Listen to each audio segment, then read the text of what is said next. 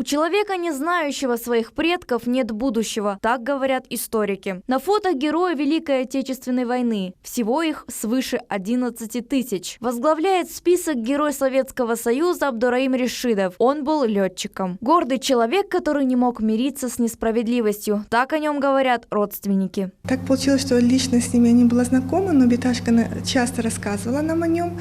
Он был очень сильным, мужественным, честным человеком. Будущий летчик родился и вырос в селе Мамашай, ныне Орловка, под Севастополем. С самого детства мечтал о полетах, окончил 5 классов. После поступил работать сборщиком в авиационные мастерские Качинской военной школы пилотов. С первых дней войны был на фронте, на его счету более 200 боевых вылетов. Согласно данным, Абдураим Решидов ни разу не был ранен и не было случая, чтобы его самолет пострадал. По воспоминаниям родственников и друзей, он всегда перед полетом читал молитву.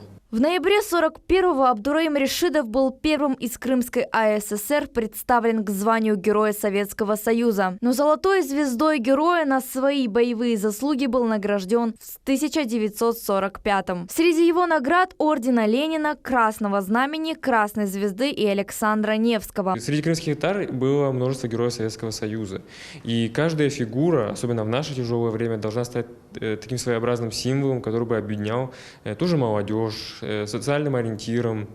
Как раз таки, если мы посмотрим, например, те же наградные листы того же Абдураима Решидова, в них очень часто упоминается слово «мужество», «решимость», «смелость». В военной авиации Абдураим Решидов служил до 1958 года. Вышел в запас в звании подполковника. Мы видим на примере Абдураима Решидова, какие герои дал народ, таких героев.